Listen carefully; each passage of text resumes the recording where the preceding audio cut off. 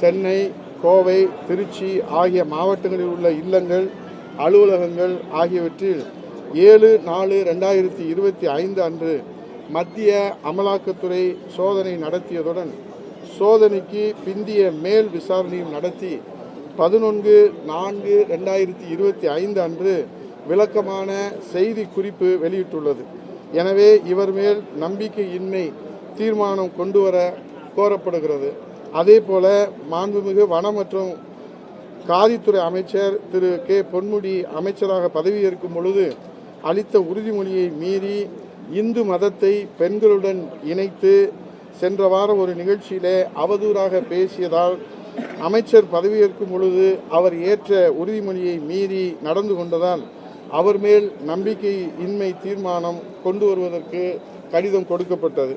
அதேபோல மாண்புமிகு மின்சாரம், மதுவிலக்கு மற்றும் ஆயத்தீர்வைத்துறை அமைச்சர் திரு வி. செந்தில் பாலாஜி அவர்கள் துறையிலான டாஸ்மாக் நிறுவனம் மற்றும் கடைகள், தனியார் மதுபான ஆலைகள் மத்திய அமலாக்கத்துறை 6/3/2025 அன்று சோதனை நடத்தி சுமார் முதற்கட்டமாக 1000 கோடி ரூபாய்க்கு மேல் முறைகேடுகள் நடந்துள்ளதாக செய்தி குறிப்பு வெளியிடப்பட்டது.